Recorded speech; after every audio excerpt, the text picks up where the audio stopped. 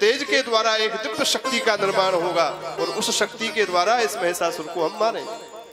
सारे देवताओं ने भगवान नारायण की जब यह बात सुनी तो सुनते ही समस्त देवी देवता प्रसन्न हो गए और प्रसन्न होकर के समस्त देवताओं ने अपने अपने अंश दिए। महाराज भगवान शंकर ने अपना अंश निकाला, भगवान शंकर का अंश निकला, नारायण का अंश निकला, ब्रह्मा जी का अंश निकला, इंद्र का अंश निकला। जितने भी देवता थे समस्त देवताओं ने अपने अपने शरीर से अपना अपना अंश दिया और उस अंश से एक दिव्य तेज पुंज प्रकट हो गया। महाराज सबके तेज थोड़े थोड़े निकले, वो सारे तेज जब एकत्रित हो गए तो विशाल एक तेज पुंज बन गया और उस तेज पुंज की ओर सारे के सारे देवता टकटकी लगा करके देख रहे थे कि अचानक ही उस तेज पुंज में से साक्षात 18 भुजाओं को धारण करने वाली सिंह पर सवारी जिनकी है ऐसी भगवती दुर्गा नारायणी प्रकट हो गई।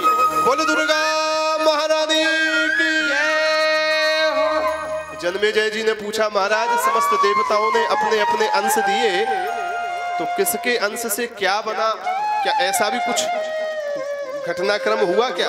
अगर ऐसा भी हो तो बतावे। तो भगवान व्यास कहते हैं,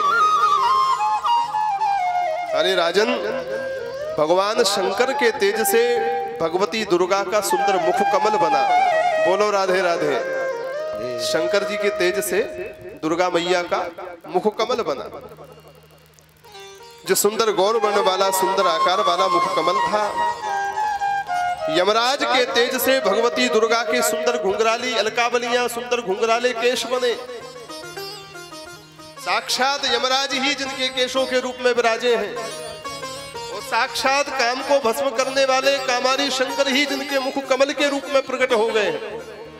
ऐसी भगवती दुर्गा अग्नि के तेज से भगवती दुर्गा के तीनों नेत्र बने। 3 नेत्र जो 3 रंग के हैं, एक काला है, एक लाल है और एक श्वेत है। ऐसी त्रिनेत्र को धारण करने वाली भगवती शिवा दुर्गा संध्या के तेज से दोनों भौहें बनी जो धनुष की आकृति की हैं। धनुषों से जैसे बाण चलते हैं ऐसी भौहों के इशारे से बड़े बड़े दैत्य मर रहे हैं। संध्या के तेज से दोनों भौहें माता भवानी की बनी। कामदेव के समान जिन भौहों की धनुष की प्रतीति हो रही है, वायु के तेज से दोनों उत्तम कान माता दुर्गा के बने जो न छोटे थे न बड़े थे, मध्य आकृति के थे। प्रजापति के तेज से दांत बने। महाराज अधरोष्ठ, ओष्ठ 2 होते हैं, एक अधर एक ऊपर का। अधर माने नीचे का ओष्ठ और ऊपर का तो जो नीचे का अधरोष्ठ है माने नीचे का एक भाग, वो भगवान कार्तिकेय के तेज से उत्पन्न हुआ और जो ऊपर का भाग है वो साक्षात सूर्य नारायण के जो सारथी हैं अरुण, उनके तेज से उत्पन्न हुआ। भगवान नारायण के तेज से भगवती दुर्गा की 18 भुजाएं प्रकट हुई। उन 18 भुजाओं में 18 प्रकार के आयुध हैं। महाराज चंद्रमा के तेज से वक्षस्थल, इंद्र के तेज से मध्य भाग, उरुप प्रदेश वरुण के तेज से बना, पृथ्वी के तेज से नितंब बना। इस प्रकार से समस्त देवताओं के तेज से साक्षात अष्टादश भुजी भगवती दुर्गा प्रकट हो गई। बोले दुर्गा महारानी जय। देवताओं ने प्रणाम दंडवत करके कहा, माँ अब तो हम सब आपकी ही शरण में हैं, अब आप ही हमारी रक्षा करिए। किससे?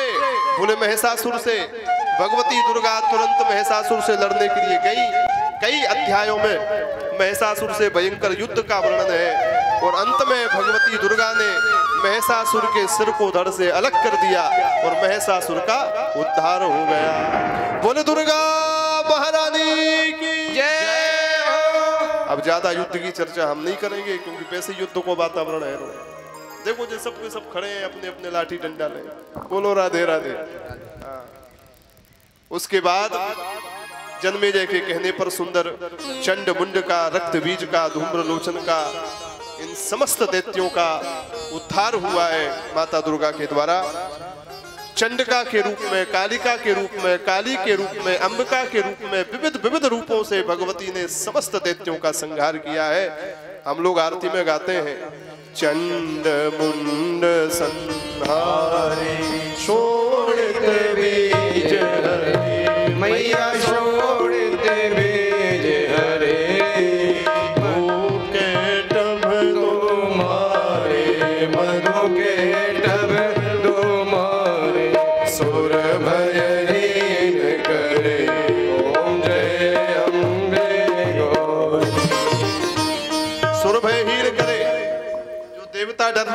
भय के मारे महिषासुर से वो समस्त देवताओं को भय से हीन कर दिया, भय मुक्त कर दिया माता भवानी ने।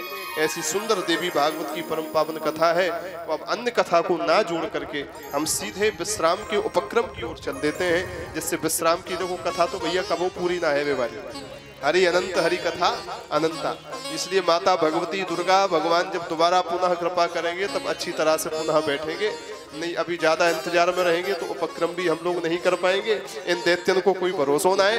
वैसे देवता तो भय मुक्त हो गए, इसलिए आइए हम लोग उपक्रम की कथा, विश्राम की कथा को सुन ले, जिससे हमारी आरती समय से हो जाए। भगवान व्यास ने जन्मेजय से कहा, जन्मेजय तुम्हारे पिता परीक्षित की अधोगति हुई है, इसलिए अम्बा यज्ञ करो। भगवान व्यास के द्वारा अम्बा यज्ञ की दीक्षा विधि भगवान व्यास से राजा जन्मेजय ने ली है। नवाक्षर मंत्र का जप किया, देवी भागवत महापुराण का पारायण करवाया, अम्बा यज्ञ किया। बड़े बड़े ब्राह्मणों के द्वारा सुंदर विधि से यज्ञ हुआ। वो यज्ञ की पूर्णाहुति जब हुई तो उस यज्ञ की पूर्णाहुति के समय जब पूर्णाहुति पूरी हो गई तो अचानक आकाश मार्ग से बीड़ा बजाते हुए साक्षात नारद जी आ गए महाराज सामने। नारद जी को जैसे ही जन्मेजय जी ने देखा तो आसन से खड़े होकर के प्रणाम किया और कहा, महाराज आप कैसे पधारे? नारद जी ने कहा, हम अभी अभी एक आश्चर्य देख करके आ रहे हैं। क्या आश्चर्य देख करके आ रहे हो? जन्मेजय जी से नारद जी ने कहा, अभी अभी जैसे ही तुम्हारी पूर्णाहुति हुई, तुम्हारी यज्ञ की अम्बा यज्ञ की पूर्णाहुति होते ही तुम्हारे पिता परीक्षित की जो अधोगति हुई थी वो साक्षात भवानी के मणिद्वीप को प्रस्थान कर गए हैं। मैंने अपनी आंखों से देखा है, वो मुक्त हो गए हैं, उनका उद्धार हो गया है। जैसे श्रीमद् भागवत को सुन करके भागवत के जो परीक्षित हैं वो गोलोक के वासी बने, ऐसे ही देवी भागवत के प्रताप से इस कल्प के देवी भागवत के जो परीक्षित हैं अपने पुत्र के यज्ञ के प्रताप से साक्षात भगवती के धाम के मणिद्वीप के वासी बन गए। बोल दुर्गा महारानी की जय हो। परीक्षित का उद्धार हुआ। जन्मेजय जी ने जैसे ही सुना तो प्रसन्न हो गए। उसके बाद अंतिम अध्याय में देवी भागवत की महिमा का वर्णन है। जो भी इस भागवत को सुनता है, इसका पूजन करता है, ब्राह्मणों का पूजन करता है, इसका घर में रख करके जो पूजन करता है, इसके प्रताप से उसका घर तीर्थ रूप हो जाता है। इसलिए पुराणों की कथा जरूर सुननी चाहिए। अगर पुराणों की कथा सबसे पहले तो पढ़ना चाहिए, सबसे पहले पढ़ना चाहिए। पढ़ नहीं सकते तो जो पढ़ते हैं उनको पुराणों का दान करना चाहिए। बोलो राधे राधे। इसलिए शास्त्रों में नारद पुराण में लिखा है कि एक एक पुराण के दान की बड़ी महिमा है। उस पुराण के दान की विधि भी नारद पुराण में वर्णन है कि कौन से महीने में किस तिथि को किस किस सामग्री के साथ में एक एक पुराण का दान करना चाहिए। इसलिए सबसे पहले तो पुराण पढ़ो, पढ़ नहीं सकते तो जो ब्राह्मण पढ़ते हैं उनको सबधी दान करो, इसकी बड़ी महिमा है। तो जब कोई सुनाने वाला मिले तो पुराणों की कथा सुनो। शेष चर्चा आगे की कथा में सुनेंगे। 7 दिन की समस्त वाणी को भगवती शीतला माई के चरणों में, यज्ञ नारायण भगवान के चरणों में, संतों के चरणों में समर्पित करके वाणी को बराम देते हैं। भैया जो कछु भूल चूक हुई हो सो हे ठाकुर जी क्षमा करियो अपनी कृपा से। आइए भगवती का 2 बार नामोच्चारण करके आरती करके सीधा भंडारे की ओर हम लोग प्रस्थान करते हैं। बोलो दुर्गा महारानी की जय हो। प्रार्थना जरूर कह दे। बालक दास महाराज जी की परम पावन कृपा से ये सुंदर यज्ञ अपनी पूर्णाहुति की ओर है। हमारे इस कथा के यजमान पंकज श्री वास्तव जी, सुबह के जो भागवत के जो यजमान रहे संतराम पाल जी, और आप जितने भी क्षेत्रवासी श्रोता बंधु बैठे हैं, व्यासपीठ से आप सबके लिए बहुत बहुत आशीर्वाद। ठाकुर जी की कृपा बनी रहे। ऐसी पुण्य करते रहो, कराते रहो, कथा सुनते रहो, सुनाते रहो। इसी भावना के साथ में आप सबको बहुत बहुत आशीर्वाद देते हुए भगवती के नाम का गान करें। जय अम्बे।